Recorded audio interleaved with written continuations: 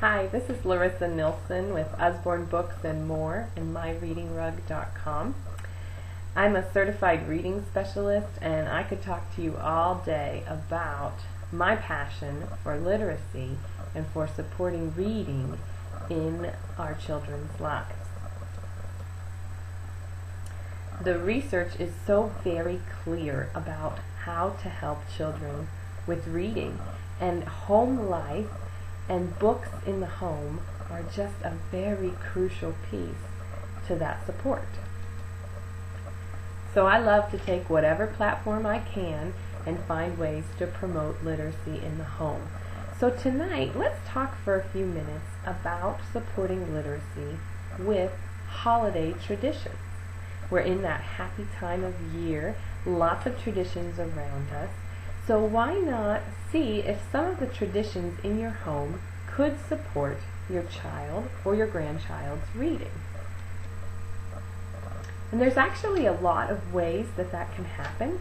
So I'd like to share a few ideas with you tonight, and then I'd also like to hear some of your ideas for how maybe you use traditions, especially around the holiday season, to support literacy with your children or grandchildren or your nieces or nephews or the children in your lives.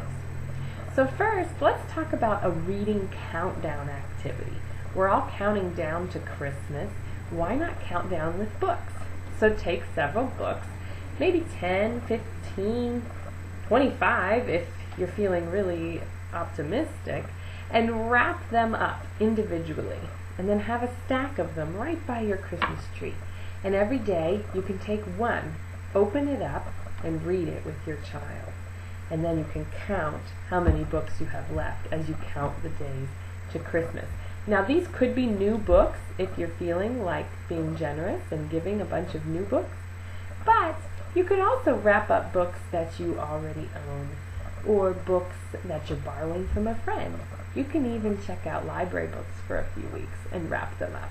So there's all sorts of ways that you could do a reading countdown. And one of the reasons why this is such a great idea is that it makes sure that the reading still happens during a really busy, hectic time of year when sometimes that reading aloud time can get skipped. Speaking of reading aloud time, if you have older children, another idea would be to pick a holiday-themed chapter book and read it together. And every year you could pick a different chapter book and read it. Maybe you're going to read it in the car while you're traveling, or do an audio book if you'd rather not have to read in the car.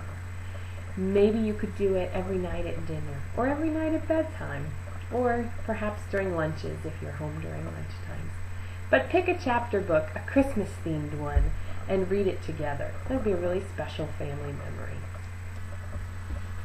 One of the things that makes Christmas special is that we have things that only come out at that time of year. Our decorations, our songs, things that we reserve for Christmas. So why not have some Christmas books that you have reserved just for Christmas? These are books that are maybe about the Christmas story or Santa Claus or other holiday elements, and you don't keep them on the shelf all year long. You keep them hidden away, and you bring them out just at Christmas time to create some special excitement around books and reading during this time.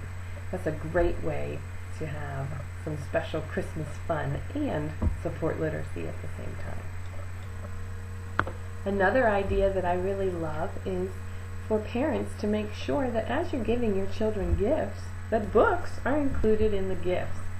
We give our children all sorts of things, so why not show them that we value reading and literacy with the way that we spend our money on them at Christmas time. A lot of families choose to do that fun for-gift idea where you buy your child something they want, something they need, something to wear, and something to read. That's a really fun way to do it if you'd like to do it that way. If not, and you're not specifying your gifts like that, that's fine too. Just make sure that there's a book or two under the tree for them. And one final idea for ways that we can use holiday traditions to support literacy is to think about writing during this time. Did you know that reading and writing are connected in that if you improve your reading skills, you're actually improving your writing skills at the same time. And it works the other way too. As we have students develop their writing and their writing skills, we find that their reading skills also improve. So let's take some time for writing during the holidays too. And this could become a yearly tradition.